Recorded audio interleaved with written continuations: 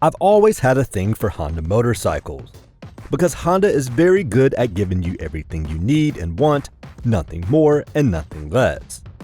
This gives Honda's motorcycles a balance that few other manufacturers can match. This balance can be seen in Honda's history of middleweight motorcycles that offer 4-cylinder engines and a chassis that's just as comfortable on twisty back roads as it is during a rush hour commute. That history continues today in the form of the Honda CB650R. But the middleweight naked category is one of the most ruthless segments to be in. There are so many great options, and the best bikes in this class border on perfection. When I rode Triumph's newest entry into this segment, the Trident 660 last year, I ranked it number 1 among the competition. The CB650R came in second to last, mainly due to its price. But it's also the only bike in this class I haven't had a chance to spend some time with. So in today's video, let's take the Honda CB650R out for a ride and see how it stacks up against the competition.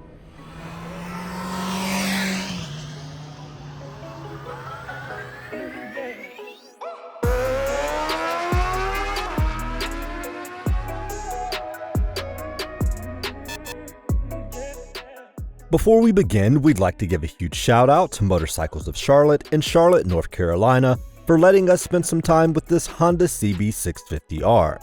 Motorcycles of Charlotte has a great selection of new and used motorcycles and is home to premium brands such as BMW, Ducati, MV Agusta, and Triumph. So if you're in the market for a new ride, be sure to check out the folks at Motorcycles of Charlotte.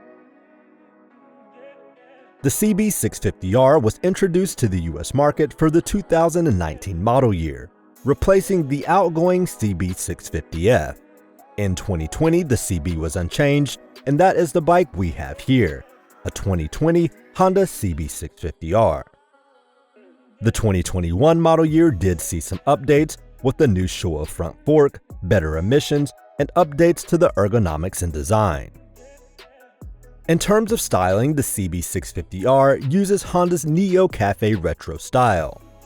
Being a naked bike with no fairings, the CB already looks compact and minimalist in its design. The body pieces that are added work together to give the bike a cohesive look, unlike the CB650F, which had some pieces that seem to be afterthoughts in terms of the design.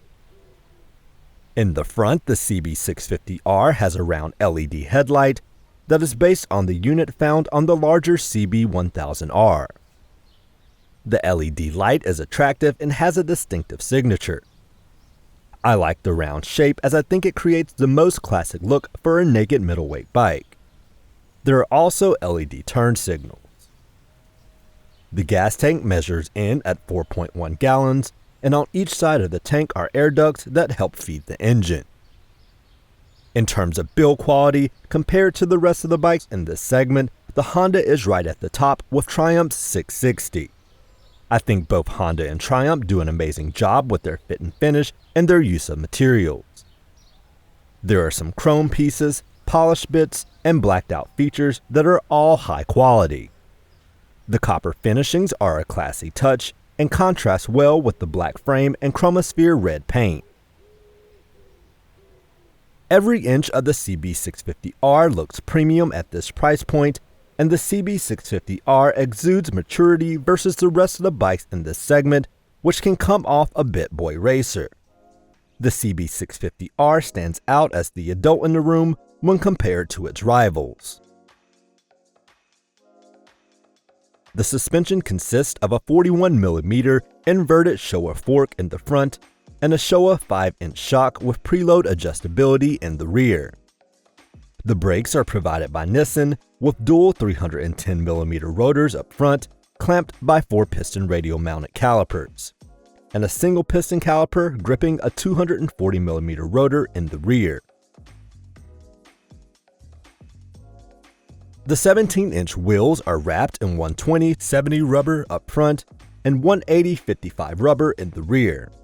All combined, the CB650R is relatively light at 447 pounds. That's over 11 pounds lighter than the outgoing CB650F.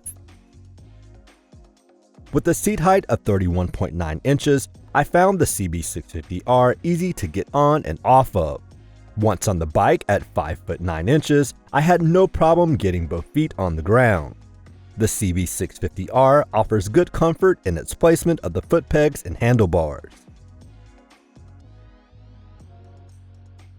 Ergonomically, the layout of the controls is very straightforward and familiar. Light switches in the horn are on the left, and the start-stop switch and ignition controls are on the right. Using the key, you can remove the seat, and the CB650R has a surprising amount of storage, for a motorcycle of course, underneath the seat. The LCD is large and provides a lot of information. Although the screen is clear, the layout is quite busy, and with smaller font for important information such as the RPMs, I found I had to stare at the screen for longer than I preferred to accurately assess certain information.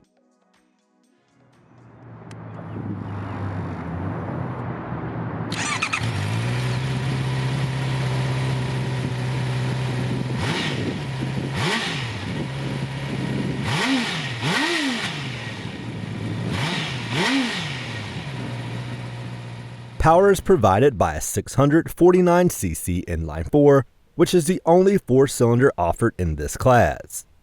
Honda usually doesn't release output numbers, but output to the rear wheel should be around 80 horsepower and 42 pound-feet of torque.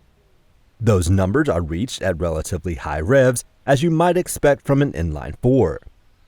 Peak power arrives at 12,000 RPM and leads the class.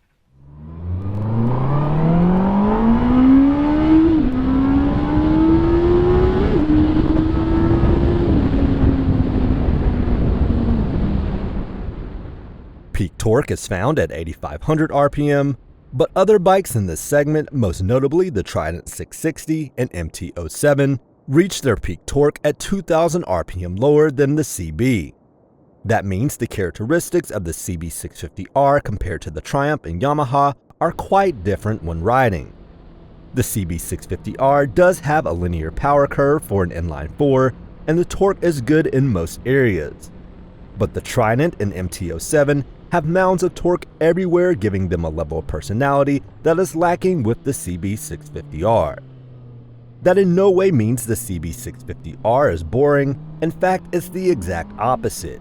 There is plenty of fun to be had on this bike. It just requires you to work the revs to extract the most out of it. Whereas twins and triples in this segment offer that same amount of fun a lot sooner. The riding position of the CB650R is comfortable. I did feel as though the bike had a slight bias towards leaning forward versus the other naked standards. The bike feels nimble and is very eager to lean in turns, and the suspension handles imperfections in the road with ease.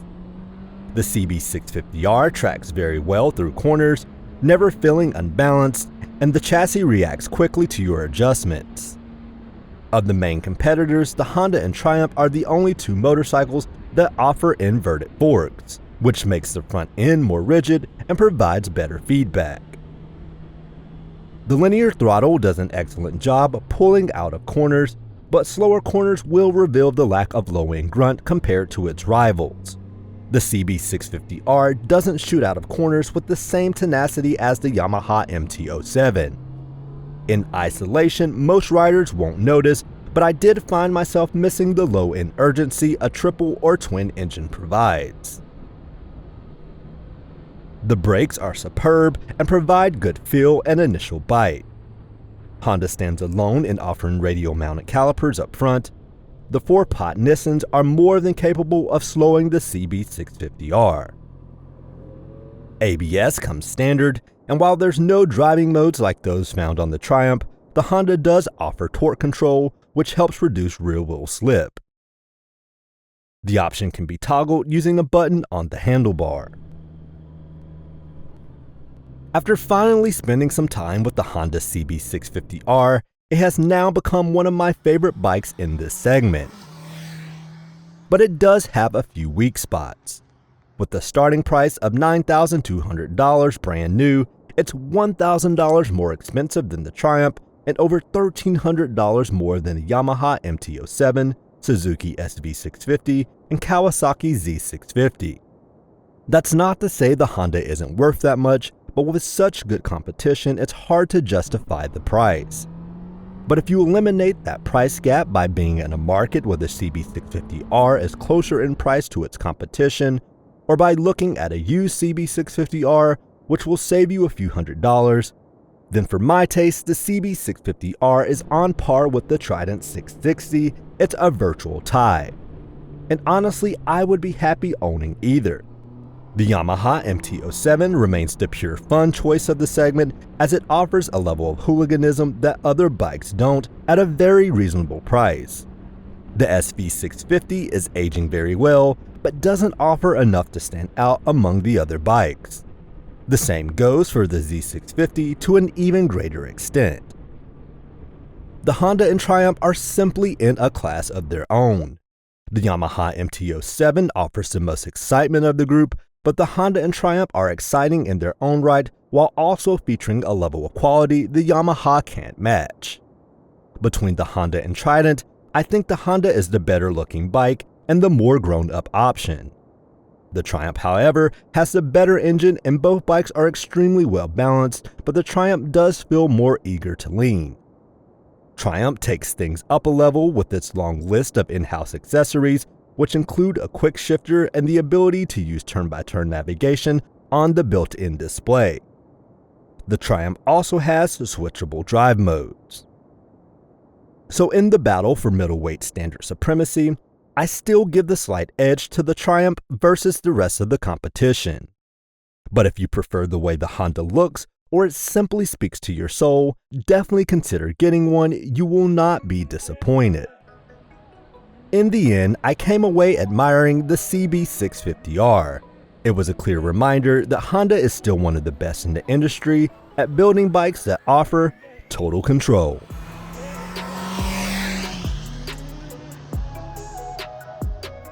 Thanks for watching, and if you enjoyed this video, be sure to like, subscribe, and leave a comment below.